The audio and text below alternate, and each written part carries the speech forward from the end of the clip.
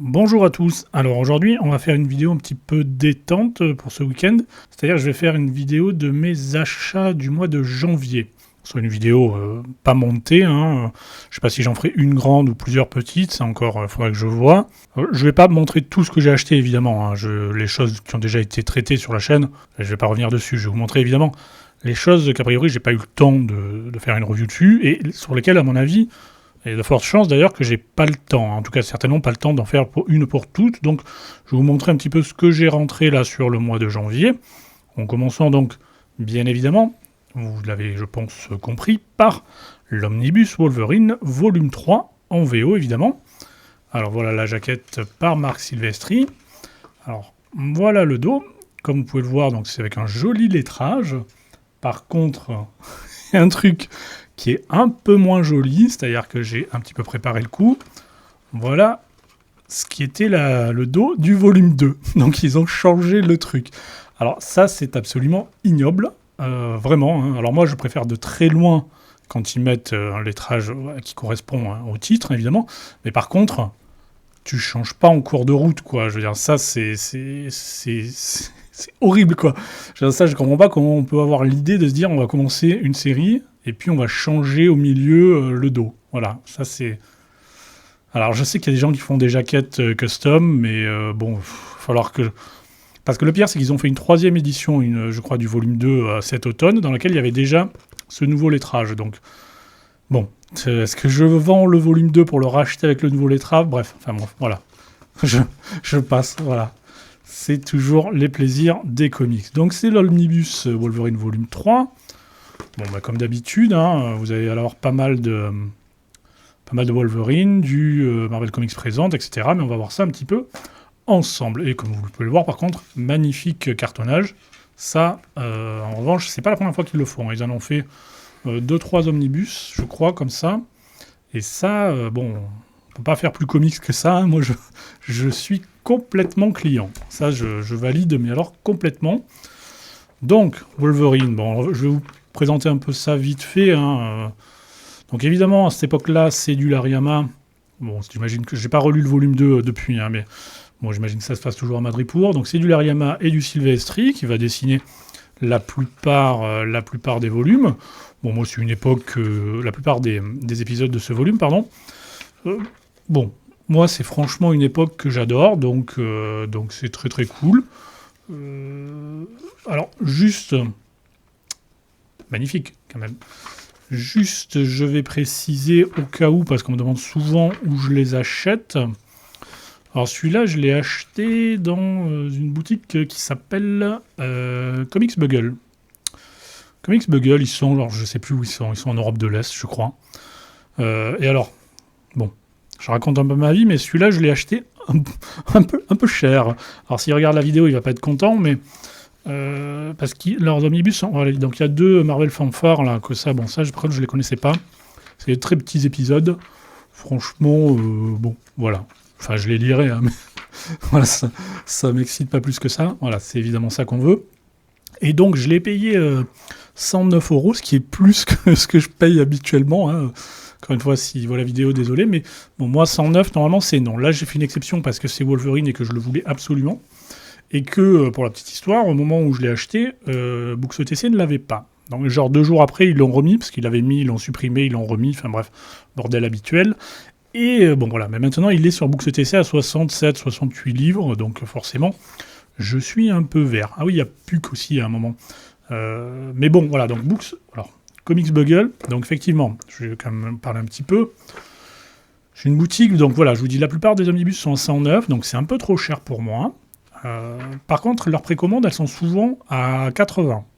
Donc vous avez 80 €, 80, entre 80 et 90, un truc comme ça.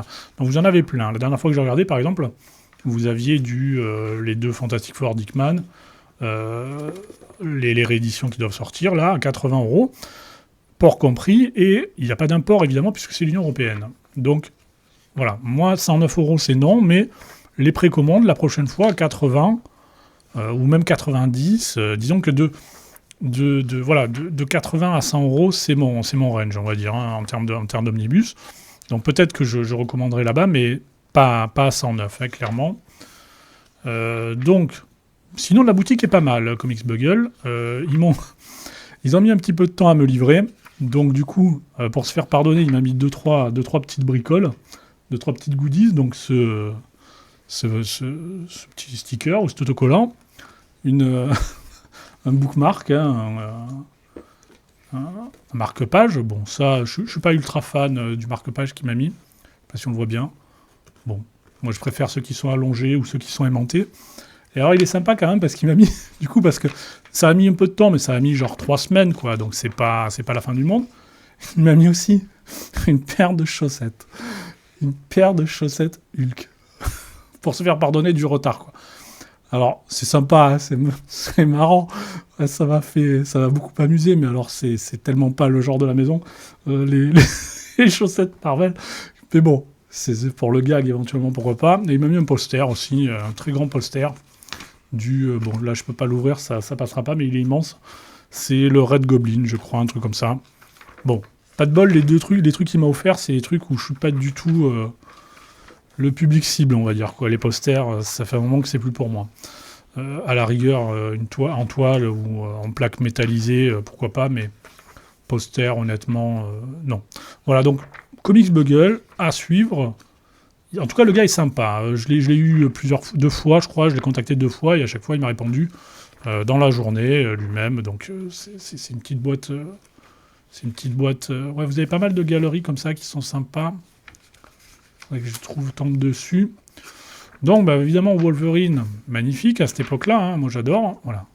Des petits pin-up comme ça, il y en a pas mal. Je sais pas si j'aurai le temps de faire une review parce que vraiment, disons que j'essaye de privilégier quand même Bloody Choice. Voilà, Bloody Choice. Oh, j'ai raté, je crois qu'il y avait plein de... Il y avait des galeries, mais... bon, tant pis. Donc Bloody Choice, on a un moment Defalco et Big John Buscema. En soi, ravi d'avoir du Buscema, évidemment. Par contre, ça me trigger un truc de malade. Quand c'est pas centré, j'avoue, c'est compliqué. Mais bon, c'est toujours sympa. Donc ça, je sais plus si ça avait dû être publié, j'imagine, à l'époque, mais je ne saurais pas vous dire... Oh, un peu du focus, d'accord. Je sais pas vous dire dans quelle édition ça avait été publié, Bloody Choice. Honnêtement, ça me revient pas. Reign of Terra, par contre, si. Ça doit être un RCM ou un truc comme ça.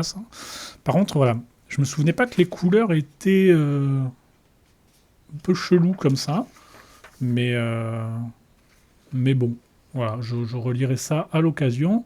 Donc Reign of Terra. Après, on repart sur du Wolverine. Avec c'est toujours l'ami Silvestri. Il y a Jubilee. Pam. Qu'est-ce qu'on a après? Voilà, on a pas mal de galeries comme ça, de petits posters qui sont assez sympatoches. Toujours Silvestri. Ça va changer un moment là. Donc oui, Lariama, Gérald Decker. Connais pas. Oui, donc bon, ça, a priori, ça me branche moins graphiquement. Hein. Ah, pardon. Par contre, là, on a quelque chose d'important. Voilà, c'est ça. Évidemment, Oh, le focus de fou. Merci. Donc, dans les Marvel Comics présentes, on a évidemment ça. Alors, ça, je ne sais pas si vous vous en souvenez. Dessiné par Sam Kiss. Et ça, vraiment, ça m'avait marqué. Et alors, autant que j'adore Silvestri, mais ça, finalement, ça m'a plus marqué, en fait, que Silvestri à cette époque-là.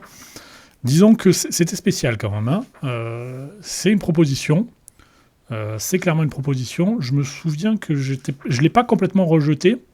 Il y avait des trucs intéressants, il y avait des trucs très très intéressants, il y avait des trucs que j'aimais pas trop quand même. Notamment ça par exemple. Il a tendance à faire ça là, avec le dos là. Bon, cette exagération me saoule un peu, mais il y a plein de trucs super iconiques dans ces pages du Marvel. Regardez ça, c'est vraiment... Encore une fois... Bon, j'étais jeune, mais je reconnaissais qu'il y avait quelque chose. Hein. Très sexy aussi, hein, ces dessins, vraiment... Là, certaines scènes sont devenues vraiment... je m'en souviens énormément. Vraiment, qui sont restés dans l'esprit. C'était pas mal, hein, ce Sam Kiss. Vraiment... bon, si vous connaissez pas, ça vaut le coup d'œil. Il y a quand même une vraie proposition. Et... bon, Moi, j'aime beaucoup. Donc ça, c'était les Marvel Comics présentes. Voilà, vous voyez encore le dos, là, complètement arqué. Bon, bref. Mais c'est sombre, c'est un peu violent, c'est sexy, encore une fois, mais vraiment, voilà. Moi, ça m'a pas mal marqué à l'époque.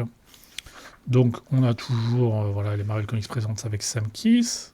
Pam, pam, pam. Là, on a autre chose. Bon, ça me branche tout de suite beaucoup moins. On va passer un peu vite, sinon ça va durer 20 heures encore. Toujours là. Après, on a encore des Marvel Comics présentes avec du Ghost Rider, etc. Je sais pas s'ils les ont mis, tout ça, les Marvel Comics présentes dans les intégrales. Oh, j'ai vu passer du Cauchemar. Voilà. Cauchemar, ouais. On a quoi? C'est quoi Blackheart, ça? Ça doit être ouais, Romita. Et Heart of Darkness, oui, c'est... D'accord. Ok, ça me revient, avec le fils à Mephisto. Et oui, donc les Marvel Comics présentes, si, ça avait été publié, ça, je crois, hein, quand même. Enfin, les trucs avec Sam Kiss, moi, je m'en souviens, en tout cas, très clairement que je l'avais lu à l'époque. Hein. Et en VF, je crois. Et là encore, on a une sorte de... Voilà. Ouais. Donc voilà, bon, c'est un omnibus. Après, on va rejoindre l'époque, j'allais dire récente, l'époque Jim Lee. Pour moi, c'est récent en fait, mais bon, tout est relatif évidemment. Voilà, donc là, on commence déjà graphiquement à y arriver. On est quoi? On est déjà passé sur du Andy Kubert là ou non?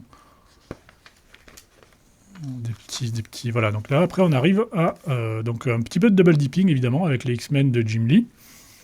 On va y avoir, je sais pas, 6-7 épisodes ou plus. Ou plus.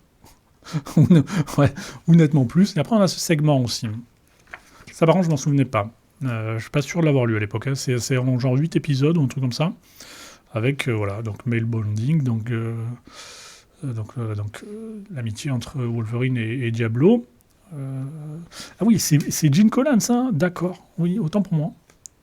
Bon, ben, fallait le savoir, hein. Gene Collins, créé par Al Williamson. Ok. D'accord. Ça me dit rien. Hein. Ces épisodes-là, je pense pas que je les avais lus, donc ça sera toujours une découverte sympa. Voilà, donc vous voyez, ça dure un petit peu. Voilà, on est du Andy Kubert, non? Voilà, Larry Hama, Andy Kubert, et on est revenu sur Wolverine, où on est toujours... Ouais, on est revenu sur Wolverine, 51. Et donc là, alors attention, il va falloir suivre. Là, moi, j'ai pas les intégrales, hein, mais j'ai cru comprendre que les intégrales qui s'étaient arrêtées parce qu'il y avait... parce que les trucs étaient en trop mauvais état, donc c'est pour ça que ça s'arrête à peu près la dernière intégrale de Wolverine. Et dans la dernière intégrale, vous pouvez me dire en commentaire si vous l'avez acheté, parce que moi, du coup, je ne les ai pas, mais j'ai regardé sur Internet et j'ai vu qu'il manquait les épisodes. Ils avaient supprimé 3 épisodes de mémoire, le 54, 58 et 59, qu'ils ont purement et simplement sauté. Parce que c'était des fill-in, en fait, quoi. Et donc, merci de me confirmer si effectivement ils y sont ou non dans les intégrales, mais a priori, je crois qu'ils les ont levés, la dernière intégrale en date. Cet épisode-là, notamment, dessiné par machin, là. Derek Robertson. Donc, Derek Robertson, donc l'épisode 54. Donc, pourquoi ils l'ont supprimé, je ne saurais pas vous dire de manière formelle. Hein. Donc, c'est Nicieza et Derek Robertson. Derek Robertson, vous connaissez, j'imagine, c'est celui qui avait remplacé Bagley sur les New Warriors et que les plus jeunes connaissent peut-être sur Transmétropolitane. Mais, comment dire, c'est pas son meilleur travail. Hein. Je suis pas emballé. Regardez sa Malicia, elle est relativement dégueulasse. Son Wolverine, ouais. Aïe, ouais, bon, ça colle pas. Et alors, c'est marrant parce que je trouve que son... c'est quoi, c'est Shatterstar, ça? Je trouve que son Shatterstar, franchement, il est plutôt cool. Il est mieux réussi que son Wolverine, de mon point de vue. Et c'est vrai que c'est pas... bon, vous voyez, pas convaincu. Voilà, enfin bon, c'était un feeling. Après, on a le 55, celui-là, donc il est dans l'intégrale, si j'ai bien tout compris. Le 55, 56, 57 sont dans l'intégrale. Je vais y arriver. Et donc ça, logique, oui, 57 sont dans l'intégrale. Et après, ces deux-là, donc encore 58, 59, normalement, ils n'y sont pas. Encore une fois, dessinés par Derek. Et bon, Voilà. Donc là, au moins, ils y sont. C'est ça qui est de cool.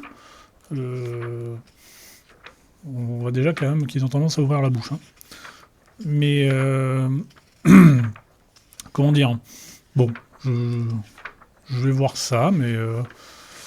à voir encore une fois avec l'AVF ce qu'il en est. S'il en aura aussi un volume 3, je ne sais pas. Voyez là. Là, je trouve qu'on est quand même un peu... Spider Jerusalem, un peu quand même, hein, au niveau de la mâchoire, on va dire. Bon, voilà. Après, on a évidemment des... Et ça s'arrête là. Ça s'arrête là. Après, moi... Oh merde, je ne l'ai pas sorti. Oui, bon, j'ai pas bien préparé le truc. Après, moi, j'ai une dizaine d'épisodes de creux, puis après, ça passe aux Epic Collection. J'ai Epic Collection Inner Fury, je crois, un truc comme ça. Et il manque une dizaine d'épisodes. Donc, quand il y aura le volume 4 qui sortira, je ne sais pas exactement ce que je ferai. Donc là, on a des bonus, évidemment. L'Ariyama Interview, Marvel Age. Alors, Marvel Age, au secours. Parce qu'il y a une interview de Sam Key, ça c'est cool. Ils annoncent un omnibus cet été, Marvel Age. Et alors là, même moi, ça me fatigue. Je sais pas si je vais le prendre parce que vraiment un omnibus avec que du texte et pas de comics, ça va être chaud quoi. Ça va être super chaud les marrons quoi. Mais il me fait quand même envie parce que c'est vrai que il va un peu faire encyclopédie pour le coup celui-là. Hein, mais c'est vrai qu'on va avoir regroupé dans un volume tous les Marvel Age quelque part. Ça me hype un peu, mais vraiment voilà. Ça va être dur, ça va être relativement indigeste quand même. Évidemment, c'est pas un truc. Il y a des pin-ups sympas. Mais bon, je sais pas si je le prendrai, honnêtement. À voir. Voilà, donc, bon, c'est un omnibus. En France, malheureusement, Wolverine, bah, c'est qu'en intégrale. Hein. Intégrale, donc, est-ce qu'un jour ils passeront aux omnibus ou aux épiques? Épiques, j'y crois pas, mais bon, on verra. Voilà, donc ça, c'était mon premier achat. Je vais vous en faire quelques-uns encore là à la suite. Où je vais peut-être couper, parce que quand même ça risque d'être long après rien que pour l'upload, donc voilà, donc ça, Wolverine, donc c'est pour moi évidemment un indispensable.